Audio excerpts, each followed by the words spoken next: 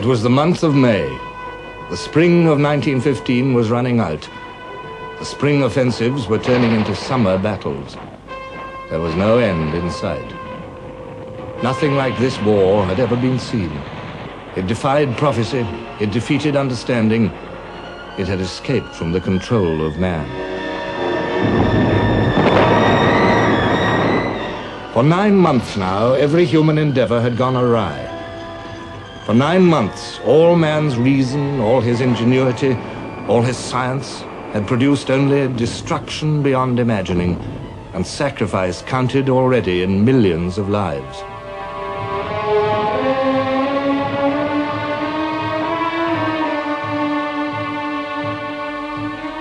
A 1,000 years of civilization seemed to be visibly crumbling.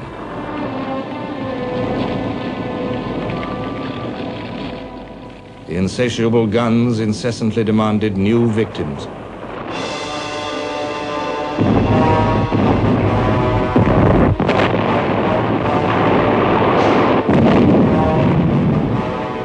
At sea, underwater weapons struck at the roots of a sailor's courage.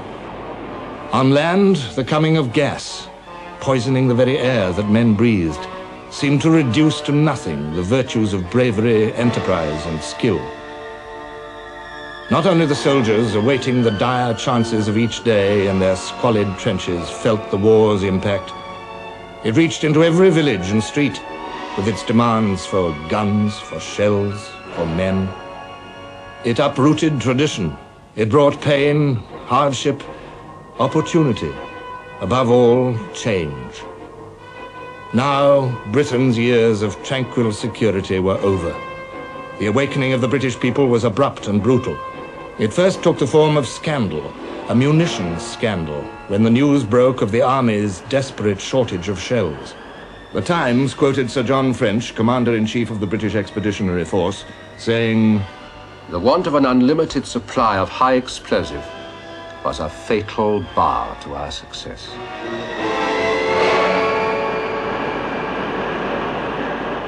The Daily Mail, the biggest newspaper in the country, deepened the sense of shock by attributing the famine to the nation's idol, Lord Kitchener. This was sacrilege, yet the British were becoming uneasy. For months, the best of their manhood had been pouring into the recruiting offices. It was Kitchener's own summons they had been obeying. The towering hero of legend, K of K, Kitchener of Khartoum. Surely Lord Kitchener could not have sent the army into battle without shells. The shell scandal was only part of a deeper unease about the whole conduct of the war. Lloyd George, Chancellor of the Exchequer, wrote, "There was a sense of revolt against the attitude of the government and what was regarded as its leisurely and take-for-granted attitude in dealing with vitally serious matters, matters of life and death to the whole of the Allies, to the British Empire, and to hundreds of thousands of gallant young men who had offered their lives to their country." On May the 26th, Britain's leadership changed.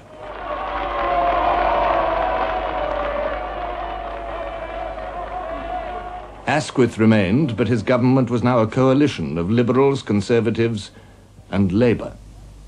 And there was another innovation. The Prime Minister has decided that a new department shall be created to be called the Ministry of Munitions, charged with organizing the supply of munitions of war. Mr. Lloyd George has undertaken the formulation and direction of this department. For a moment, the mood of 1914 was displayed once more amid the facts of 1915. Italy declared war on Austria, and crowds packed the streets of London to celebrate and to cheer Italians going home to join up. Cheering was not enough. Within 5 days of his appointment, Lloyd George was rousing the nation to face reality.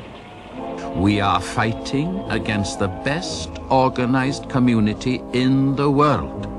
The best organized whether for war or for peace.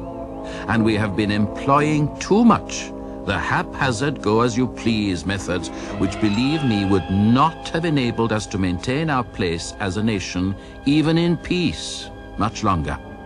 The nation now needs all the machinery that is capable of being used for turning out munitions or equipment, all the skill that is available for that purpose, all the industry, all the labor, and all the strength, power, and resource of everyone to the utmost.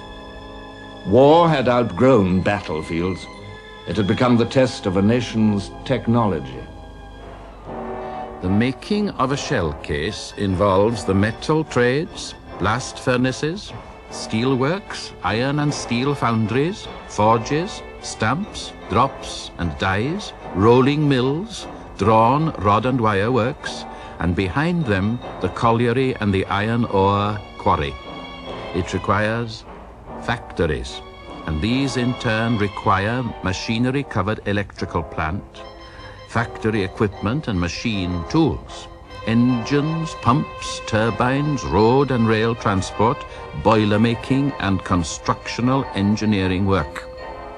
The explosives for filling and propelling the shell from the gun involve the output of chemical works, dye works, gas works, and a great deal of very careful laboratory experiment, investigation, and testing.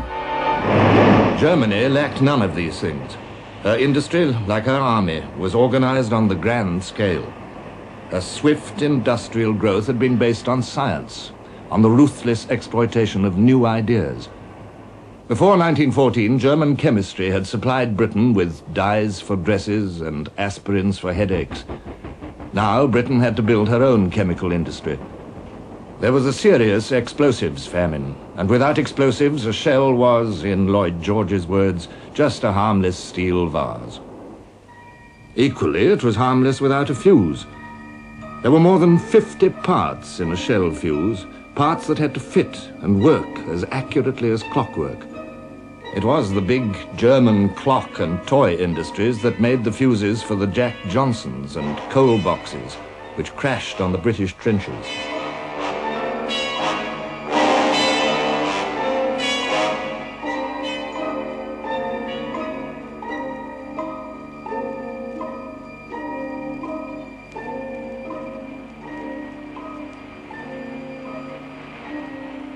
But in Britain, industries capable of mass-producing fuses were few, and too much of her equipment was out of date.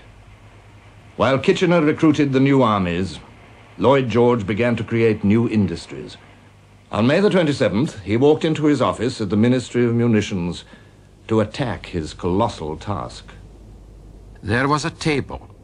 I forget whether there were 1 or 2 chairs, but by the orders of the Board of Works, there was no carpet. I believe I had a greater struggle over getting a carpet than I had over getting £50 million for munitions. I said to my assistant, "Look at that table. Look at those 2 chairs." "Yes," he said. "Well, what is the matter with them?" I said, "Those are the Ministry of Munitions." In France, the problems of the home front were even worse. 1/6 of her industry lay in German hands. Mobilization had